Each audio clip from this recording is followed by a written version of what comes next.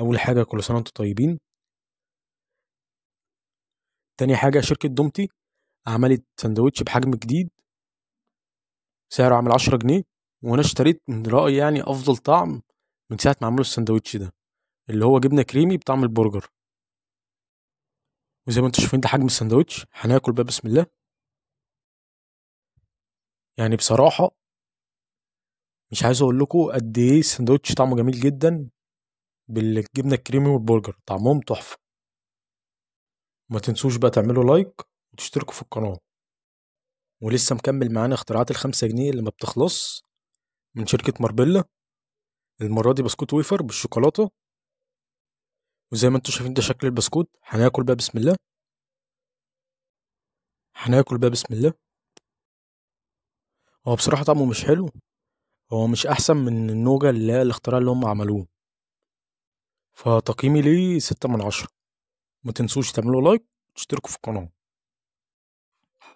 في الفيديو ده انا جايب لك اختراع ب5 جنيه اسمه بليزو. هو عباره عن بسكوت ويفر بكريمه الشوكولاته والبندق، متغطي بالكراميل. سعرها عامل 5 جنيه، من انتاج شركه ايجيبت فودز. وزي ما انتم شايفين ده شكل بسكوت الويفر. هناكل بقى بسم الله. وزي ما انتم شايفين اهو يا جماعه، بص الكراميل بتاع الويفر عامل ازاي. يعني بصراحه لا، اختراع جامد جدا، فتقييمي ليه هيكون 9 من 10.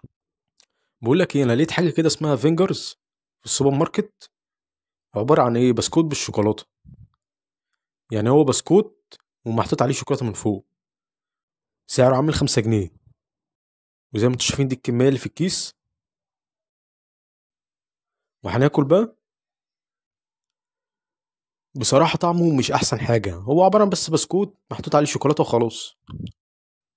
فهيكون تقييمي ليه 5 من 10. ما تنسوش تعملوا لايك وتشتركوا في القناة. في الفيديو ده هنجرب تورتة ديليتس، سعرها عامل 10 جنيه، وهي مكتوب عليها تشوكلت كيك رول ويز فانيليا. هي من الآخر كده هي تجربة زيها زي هوز بالظبط. يعني هم عايزين يقلدوا هوز بس على طريقة كلاسيك، يعني عاملين شكل الكيسة على طريقة كلاسيك كده. وطبعا عارفين ان تورتة من انتاج شركة ايجيبت فودز. وزي ما انتم شايفين ده شكل الكيكة اهي. هناكل بقى بسم الله. يعني انت لو هتقارن تورته بهوز هقول لك لا، هوز يكسب بصراحه.